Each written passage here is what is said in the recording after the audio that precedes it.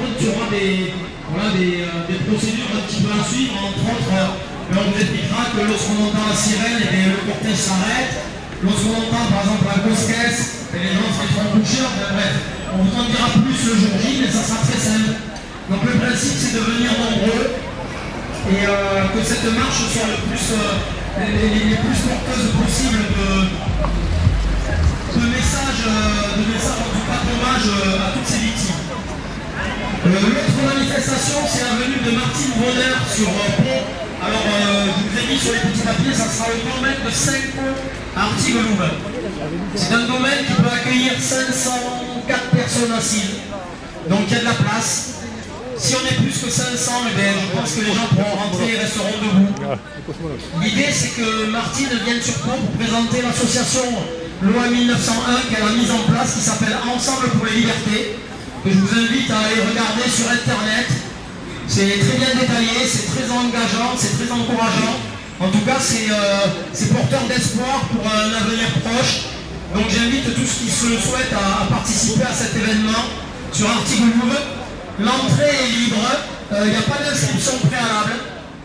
Il faut juste se rendre là-bas du coup à 10h45 et participer à cet événement. Pour ceux qui étaient au courant, je m'étais exprimé il y a quelques semaines au sujet d'une ONG qui s'appelle Pulse, Peuple Uni, Libre et Souverain. Cette ONG sera également présente le jour de la venue de Martine Bonheur. Elle présentera également son projet.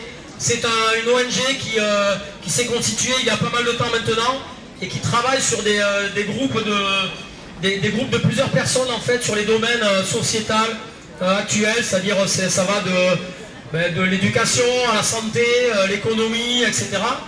Et en fait, ils mettent en place un fonctionnement viable pour une société future qui correspond en fait à celle que l'on souhaite tous, quelque chose de partagé, quelque chose d'équitable, quelque chose d'humain et de fraternel. Donc ils seront là également le jour de la venue de Martine Bonheur et ils exprimeront un petit peu ce sur quoi ils travaillent. L'autre événement, c'est donc la venue du dernier rempart. Christophe s'est exprimé samedi dernier devant la mairie de Pont. Il a expliqué un petit peu ce en quoi ils allaient s'impliquer sur ce week-end-là. Donc le 4, ils seront sur Pont. Il y aura donc une manifestation, comment dire, c'est pas une manifestation où on marchera, ça sera en fait des stands, etc. sur un terrain qui sera diffusé juste le jour de la manifestation, pas avant, par souci de sécurité avant tout.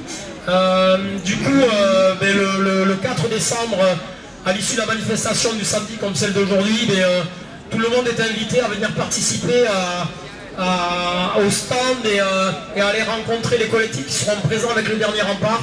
Il y aura une vingtaine de collectifs et d'associations qui seront là. Il y aura Réaction 19, il y aura Maman Louve, Attaque, enfin, il y aura aussi la syndicat Gilets jaunes, Confédération Paysanne, enfin j'en oublie. Il y aura une vingtaine de collectifs et d'associations qui seront là pour présenter un petit peu tous leurs projets et que les gens puissent venir échanger.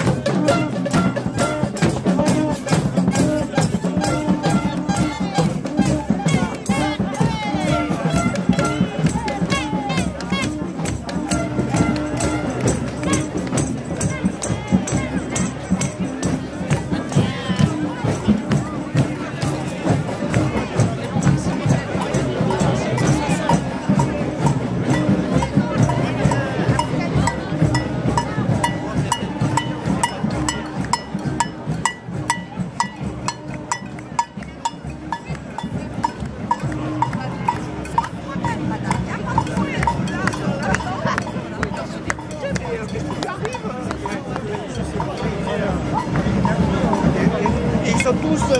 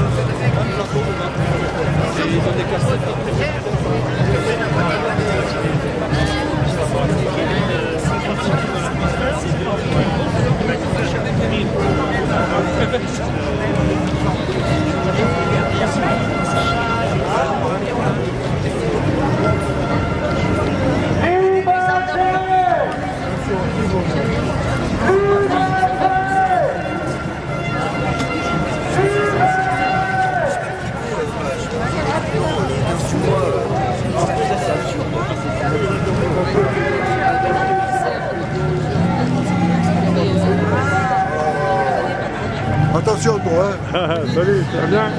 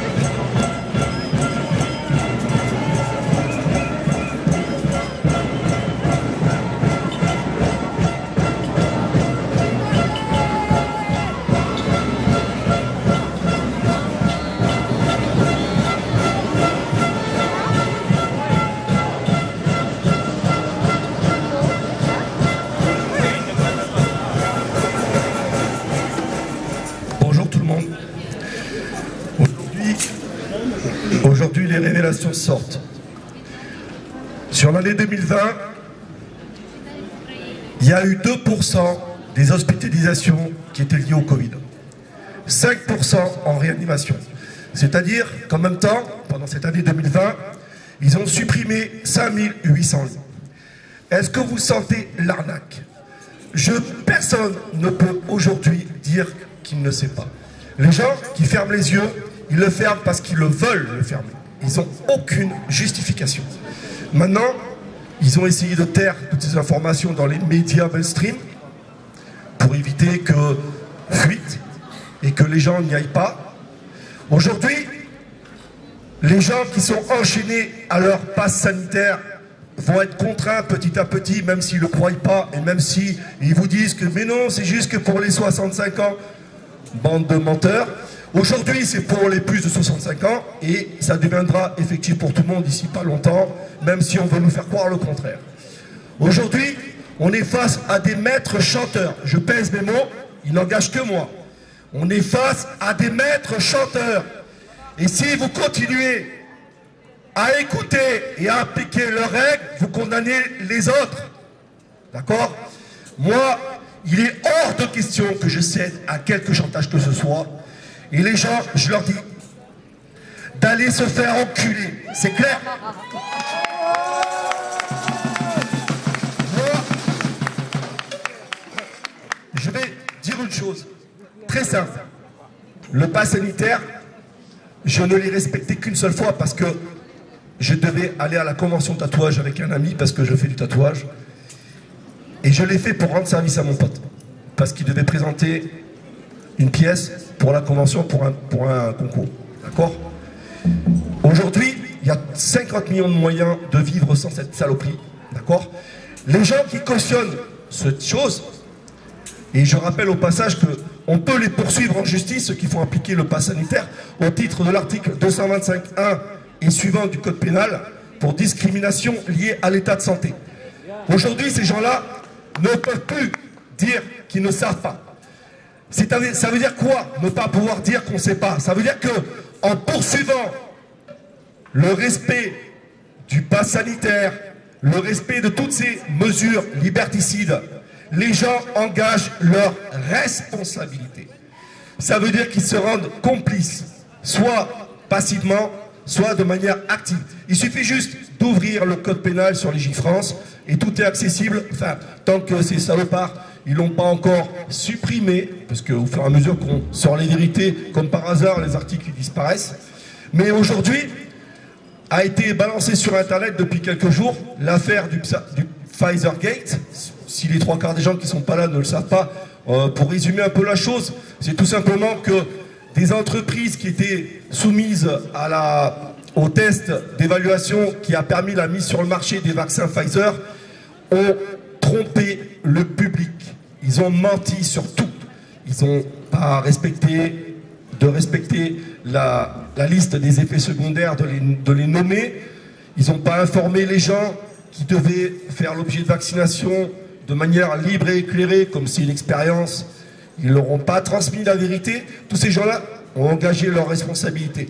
Alors certains diront, mais oui, mais non, vous comprenez, ils ont joué le truc, ils ne peuvent pas être poursuivis dans les tribunaux. Moi, je vais vous dire une chose, ne vous inquiétez pas, tôt ou tard, ces gens-là vont payer. Tôt ou tard, ces gens-là vont payer. C'est une question de temps. En 1944, non, ouais, c'est 1944. Quand De Gaulle a fait son appel du 18 juin, il a dit une chose très puissante.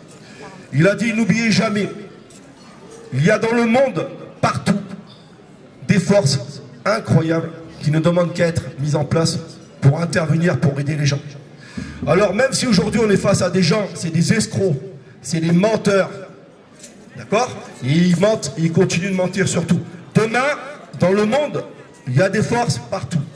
Et il suffira juste de les appeler à l'aide pour qu'ils viennent nous aider. Alors aujourd'hui, on peut commencer chacun autour de nous en résistant au quotidien, dans chaque action du quotidien autour de nous. Nos voisins, nos amis, tout ça. En refusant d'appliquer ces mesures à la con.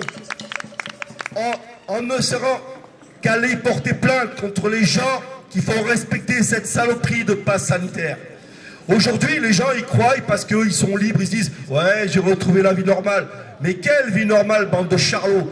Aujourd'hui, vous allez être obligé de vous faire vacciner 3 fois pour garder la liberté d'aller boire un café. Bande de charlots. Et demain, quand on vous aura bien endormi une fois de plus, on vous dira « Ah ben maintenant, c'est plus 3, ça sera 4 ». Alors maintenant, à un moment donné, moi je vais vous dire une chose, c'est dommage pour vous si vous n'y croyez pas, vous allez traiter les gens de complotistes, mais à un moment donné, il faut ouvrir les yeux. Et c'est bizarre, hein, au début de cette soi-disant pandémie très dangereuse où tout le monde allait mourir, on voyait sur les chaînes de télé des gens qui tombaient dans la rue en Chine et tout ça. Je pense que beaucoup s'en souviennent. Mais moi, je sais pas, moi j'ai ouvert les yeux chez moi. Hein. J'ai jamais vu personne tomber dans la rue, hein. Jamais à aucun moment. Et tous mes amis, tous mes proches, ben, j'en connais pas qui soient décédés du Covid. Alors je dis pas que certains ne sont pas morts du Covid, mais beaucoup sont morts avec le Covid. Et aujourd'hui, la vérité sort. Et les gens, à vapeur et à la voile qui tourne en fonction du vent, nos journalistes champions, les médecins de plateau, qui au plus fort de la pandémie faisaient sur les réseaux et sur les plateaux de télé la promotion de cette saloperie de vaccin, disaient à tout le monde, oui mais non, les urgences elles sont surchargées. Et aujourd'hui, ben, la vérité elle sort. Hein. La vérité, elle est plus longue que le mensonge à monter. Le mensonge, il prend l'ascenseur, la vérité, elle prend l'escalier. Mais dites-vous une chose, la vérité, elle sortira toujours. Et ces charlots, tôt ou tard, ils auront des comptes à rendre. N'oubliez jamais les gens aux responsabilités. Je m'adresse à vous. Les gens aux responsabilités. Vous n'échapperez pas à la justice. Nous vous jugerons pour ce que vous avez fait.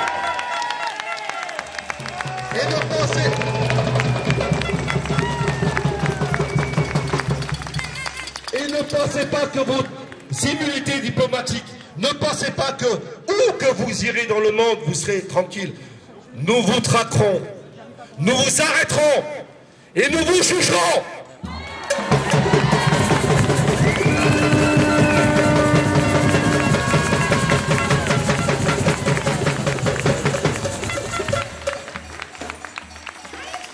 Bonjour à tous. Bon, moi je voulais rebondir un peu sur ce qu'a dit mon ami Pascal lorsqu'on a parlé de complicité, effectivement. Et je voudrais vous parler de complicité et de censure surtout. Ici à Pau, il faut que vous sachiez une chose. C'est qu'à l'hôpital, lorsque vous arrivez aux urgences, on ne peut pas savoir, en tout cas l'équipe paramédicale, puisque les médecins ont reçu des consignes très claires, on ne rentre plus sur les ordinateurs où l'on peut vérifier les informations, le statut de vacciné ou de non vacciné. Ça veut dire quoi? Donc, ça veut dire que d'abord, de plus, les équipes paramédicales qui travaillent avec les médecins n'ont pas non plus les informations. Cette information, elle reste avec le médecin.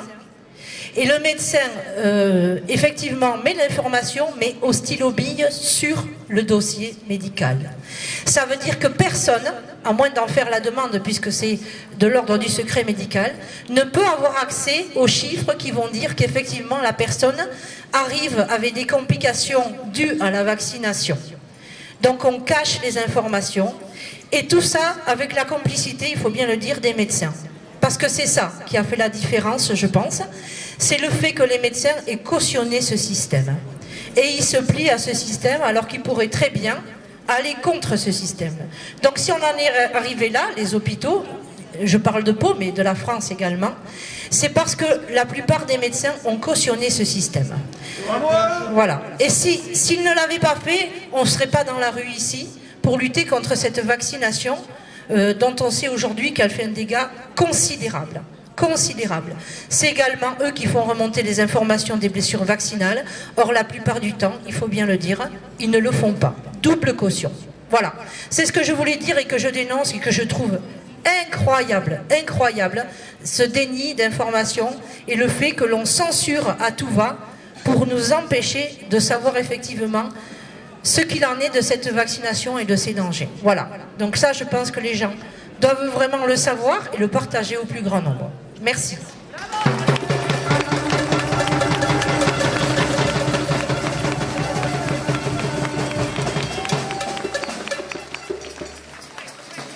Mon père m'a dit un jour, à ouvrir les yeux de nos enfants sur le monde, voilà le monde qu'on leur montre. Et je voudrais vous offrir toute ma vulnérabilité. Aujourd'hui, je suis très triste de cette situation. Ça met une pression incommensurable. Ça divise les gens. Heureusement que vous êtes là, parce que sinon je ne sais pas vraiment comment je pourrais soutenir tout ça. Alors j'essaye de venir au plus que je peux. Parce que Confucius aussi a dit un jour, celui qui veut déplacer une montagne commence par déplacer de petites pierres. Avec ce qu'on fait aujourd'hui, c'est peut-être pas grand-chose, mais on prend le premier galet et on va le mettre avec d'autres. On va prendre la marche blanche, on va prendre les interviews, on va prendre toutes les informations que tout le monde peut disposer. Et là, ensemble, on va pouvoir construire, bâtir cette montagne nouvelle. Et sur cette montagne, peut-être que là, il y aura plus d'espoir, là, il y aura plus de vie. Là, on sera enfin de nouveau reconnecté avec les valeurs humaines qui ont été perdues. Voilà, c'est tout ce que je voulais dire. Pour revenir un petit peu sur ce que vient de dire le camarade, l'important aujourd'hui, et ça nous montre aujourd'hui tous ceux qu'on est ici, c'est qu'il n'y a pas que le Covid, le problème. Le problème, c'est la malvivre. Le malvivre, aujourd'hui, des tas de gens, on a 10 millions de gens dans la pauvreté, on a 8 millions de chômeurs. Où ils sont? Qu'est-ce qu'ils font? Il n'y a que nous, ici présents, qui avons la conscience, parce que toutes les semaines on est présents, d'aller les chercher. Parce qu'aujourd'hui, si eux ils sont avec nous, le pouvoir ne peut plus rien faire. Si aujourd'hui ils sont capables de faire toute leur saloperie, c'est parce qu'on laisse faire. On est là, on est tranquillement, on est chez nous devant son salon et on critique. Ah oui, mais la manifestation, ça sert à rien. Si ça sert à nous montrer qu'on est là, qu'on est présent et qu'on se bat et qu'on doit se battre, continuer.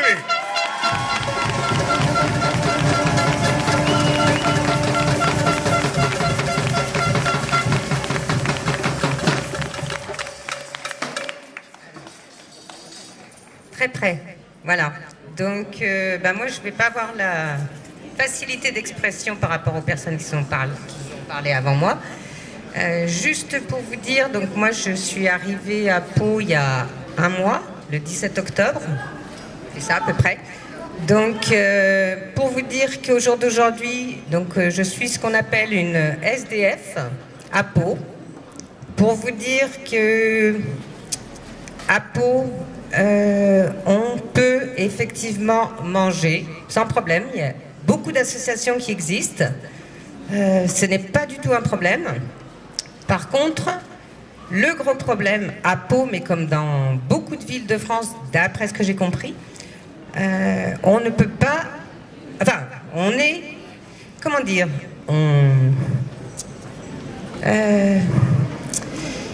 on peut effectivement être hébergé par le 115. On est rentré a priori de ce qu'on m'a dit dans une trêve hivernale. Donc logiquement, on devrait être tous, les personnes qui vivent dans la rue, hommes et femmes, hébergés. Au jour d'aujourd'hui, c'est pas la réalité. Donc moi, j'appelle le 115 tous les 4 jours. Non, pardon, je dis une bêtise, je suis un peu émue. Donc j'appelle le 115 pour avoir une possibilité d'hébergement. Donc j'ai appelé le 115, parce qu'au début quand je suis arrivée, je ne connaissais pas tout ça. Donc ce qui fait que le fait de rencontrer des gens, de parler, ça a permis donc de découvrir ce qu'était le 115. Waouh, ça tremble. Et donc le 115 m'avait proposé une première fois d'être hébergé au foyer Novae. Donc très bien, une chambre propre, du respect, tout va bien. Au bout de 4 jours, parce que c'est 4 jours, donc il y a une période de carence. Donc ça veut dire 4 jours a priori tranquilles et donc 24 heures ou 48 heures selon les places, selon les disponibilités, hommes, femmes, peu importe. Donc où on retourne dormir dans la rue. Avec tout ce que ça comporte, alors plus je dirais pour les femmes, donc raser les murs, là je les rase pas, hein, je m'expose, mais tant pis. Et la colère arrive. Et donc le 115, à un moment, me propose d'aller à l'Éco-Relais à Lons, un hôtel piteux, miteux, une chambre, quand j'arrive, donc évidemment dégueulasse, le ménage, j'en parle pas, l'état du matelas, j'ai dû mettre 3 draps sur le matelas pour oser m'installer dessus, et le soir, qu'est-ce qui se passe? Les cafards. Waouh! Super. Donc là, je vais voir la personne, le veilleur. Donc le veilleur me dit « Ah madame, non, il n'y a pas de cafard dans notre hôtel. » Ah ouais? Ben, venez avec moi, je vous montre. Bref. Donc, est-ce que vous avez du produit? Alors oui, il me donne un pulvérisateur avec ça. Dedans, donc je passe le pulvérisateur, je pars de la chambre parce que évidemment on peut pas rester, et je reviens et je dis non, c'est pas dans ma tête, hein, les cafards ils y sont. Non madame, ouais d'accord. Bon, je passe la nuit, évidemment la nuit, à un moment pour aller aux toilettes, j'allume la lumière et il y en avait partout. J'ai une vidéo, j'ai fait des photos, bref. Donc le lendemain, je suis allée à Carrefour, je suis bénéficiaire au jour d'aujourd'hui du RSA, donc depuis 1 mois et demi. Donc je suis allée chercher des produits, je suis revenue à l'hôtel, j'ai remis les pièges en me disant peut-être que je vais être tranquille. J'ai appelé le 112 pour être sûr qu'au niveau médical, j'avais pas de soucis, donc ils m'ont rassurée. Donc j'ai mis toutes mes affaires sur le lit, j'ai dormi avec mes affaires. J'ai acheté des chaussons pour pas mettre les pieds par terre, enfin bref. Et rebelote, les cafards. Il y a un gars du 115 qui tape à la porte. Moi, je ne réponds plus aux gens qui tapent à ma porte, puisque quand on est à l'hôtel l'Éco-Relais, il y a de tout. Donc, tous les SDF, tout confondu. Et comme vous pouvez l'imaginer, il y a des gens alcoolisés, drogués, bref. Donc, je n'ouvre plus. Quand on vient me taper une cigarette, je n'en ai pas. Quand on vient me taper une bière, je ne bois pas. Quand on vient me demander si je fume de la drogue, non. Bref. Et le gars du 115, donc il tambourinait. Donc, mais je ne savais pas qui c'est qu'il y avait derrière la porte. Donc je n'ouvre pas. Et au bout d'1 heure, quand même, il revient, visiblement, et ça tambourine. Je lui dis, je ne sais pas qui vous êtes, monsieur, je n'ouvre pas ma porte. Et il me dit, je suis le 115. Montrez-moi que vous êtes le 115. Donnez-moi votre carte sous la porte et là j'ouvrirai. Bref, pas de carte. Donc au bout d'un moment j'ai quand même ouvert et la personne me dit tout va bien. Je dis non, tout va pas bien du tout. Vous avez vu où je suis là? Avec quoi je suis? Il y a des cafards. Non madame, il n'y a pas de cafards. Si monsieur, il y a des cafards. Bref, donc j'ai écourté la discussion. Et donc le lendemain matin, je suis partie à 6h de l'hôtel. J'ai appelé le 115 pour leur dire que j'avais 4 nuits, j'en ai passé 2, et que plus jamais je ne retournerai dans cet établissement. Donc j'ai filé au CCAS, j'ai expliqué. Évidemment, au CCAS, j'ai été accueillie à l'accueil, j'ai montré la vidéo. La personne à l'accueil a appelé une assistante sociale, c'est un peu long, non? Bref, donc... Comment? Ouais, donc l'assistante sociale me recevra que le 26 novembre. Donc ce qui veut dire qu'en attendant, si je suis logée à l'Éco-Relais, je n'y vais pas. Donc ça veut dire que je suis dehors. Et donc après je suis allée à la mairie, j'ai rencontré la personne chargée du logement, qui m'a gentiment dit que j'étais pas la seule dans la rue, qu'il fallait que je comprenne, c'était compliqué, il y avait de plus en plus de SDF dehors, nanana. Bref, donc aucune solution hormis me donner l'adresse de la maison de l'habitat où je suis allée tout de suite après, j'ai fait un dossier, mais on me dit que à Pau, les logements, les petits, nanana, bon, ça va être compliqué, ça va prendre du temps. Ok.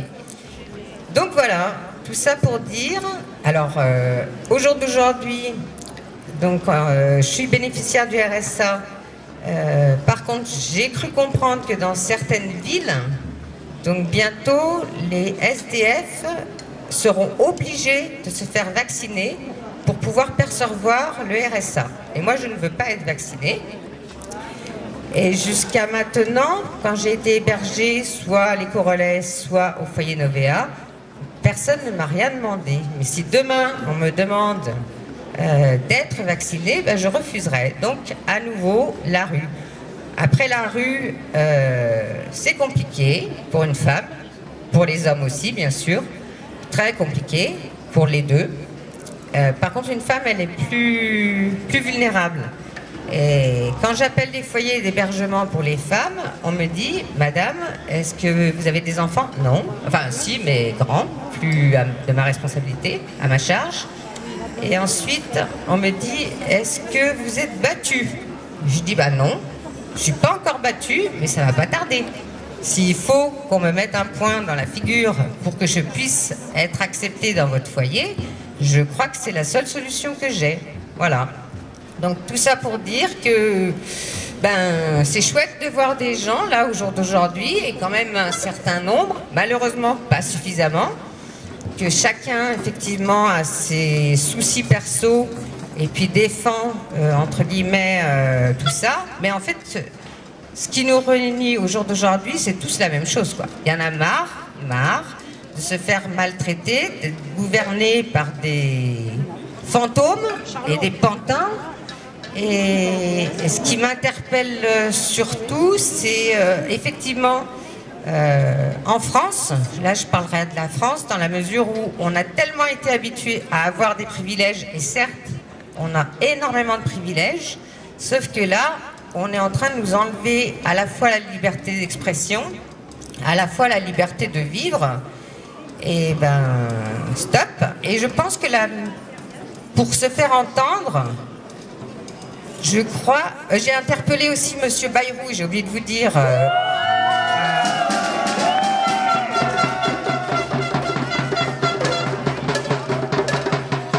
Donc effectivement, Monsieur Bayrou n'avait pas de temps à me consacrer. Par contre, donc quand il est venu pour faire la commémoration là juste en face, donc à la fin je l'ai interpellé et il m'a dit je vais à la mairie, j'ai pas fini.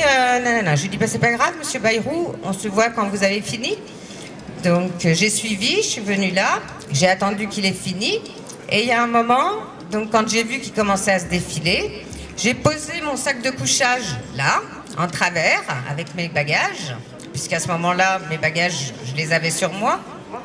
Et du coup, j'ai vu tout de suite qu'il y avait des petits mots dans les oreilles. Il y avait trois gars de la police municipale. Je me suis dit, je vais me retrouver en garde à vue. Non. Donc, ils ont eu peur du scandale. Donc, du coup, la dame qui s'occupe du logement est revenue vers moi. Et elle a essayé de parler, alors blablabla, blablabla, parole, rien de concret.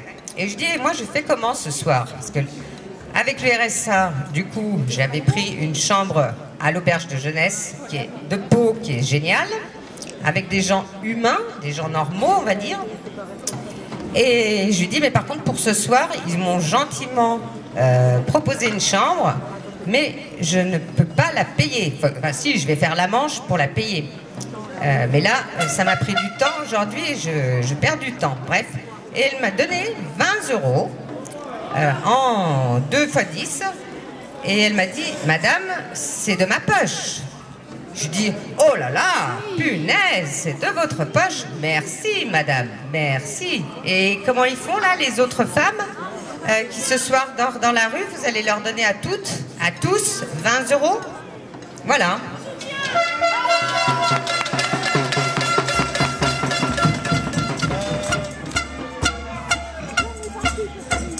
Voilà, d'accord.